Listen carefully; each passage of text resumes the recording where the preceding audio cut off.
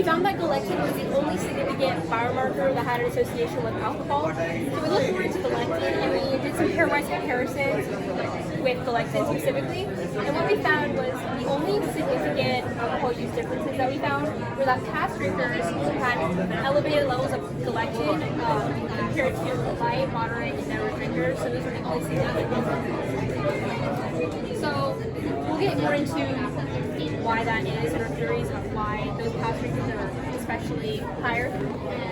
But after that, we did a linear regression using our continuous variable alcohol usage, which is drinks per week. And we didn't find any significant associations in this regard. And we also tested a sex interaction, which was not significant, so we know that sex does not have an effect on modification on this, on any of these variables. So going back to the galectin results, we have two theories as to why past drinkers may have more galectin or more inflammation. One theory that we have is called the past or the sick quitter phenomenon, and this is where participants in the data set may have drunk heavily in the past, but quit in like the last 2-3 years or so. So they would be categorized as a never drinker, which would skew our results a little bit because there may be some lingering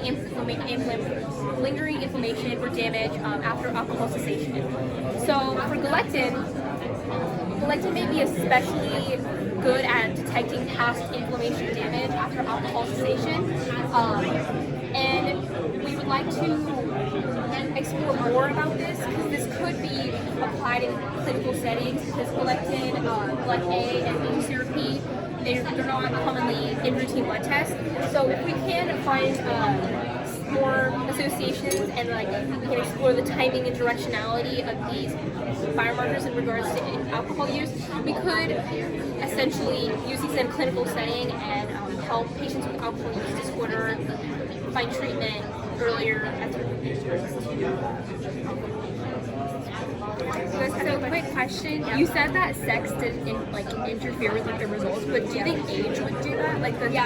So we specifically did that sex interaction for linear regression, but for the ANCOVAs, which was our main analysis, we adjusted for 11 covariates, and basically covariates are variables, essentially extra variables that everyone has, and we needed to control those because a lot of these covariates, for example, sex, age, socioeconomic status, ethnicity, BMI, smoking, arthritis, all of these covariates can affect inflammation.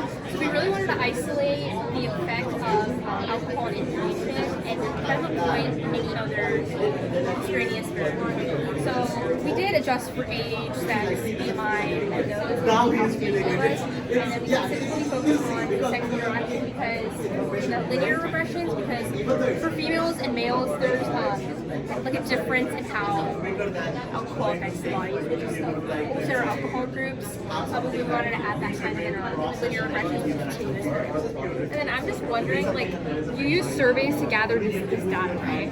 So don't you think there would be some sort of bias between especially wording bias and stuff like that? Yeah. Do you think that would be possible? Especially because alcohol is pretty stigmatized, so people would kind of be ashamed to. Yeah, that's a good question.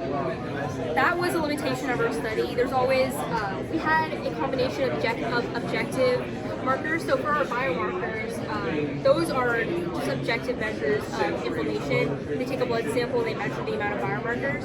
For alcohol use,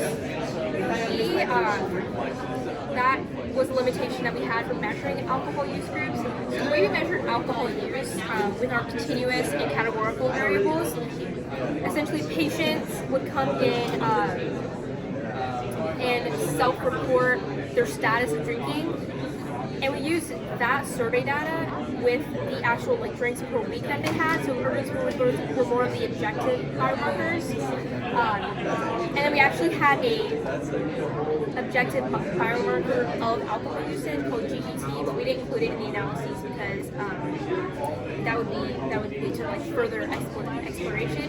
So that's definitely something that we do need to think about, how we can objectively measure alcohol usage, and introducing GGT and biomarkers like that can definitely have that. But that was a limitation of our study, and we may have had some of the sick quitter phenomenon in ours, which also may have in the past results.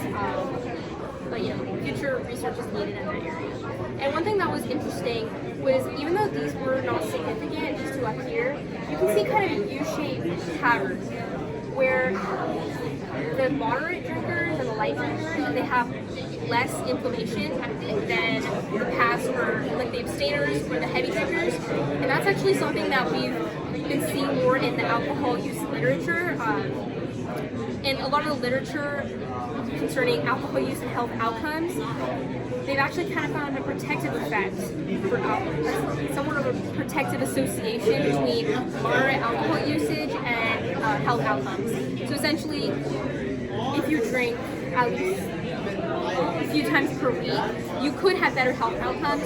However, this is not like a cause and effect relationship, and which is why we're doing research like this, because there's definitely a lot of variables that can confound that relationship. Some of the literature suggests that socioeconomic status, if you're a higher socioeconomic status, you tend to drink more, like lawyers, businessmen, their socioeconomic status helps, they tend to drink more in their careers, but they also have the money and the opportunity to get their health checked up. So there's a lot of those confounding variables. It's not exactly a cause and effect type scenario. Awesome. Thank you.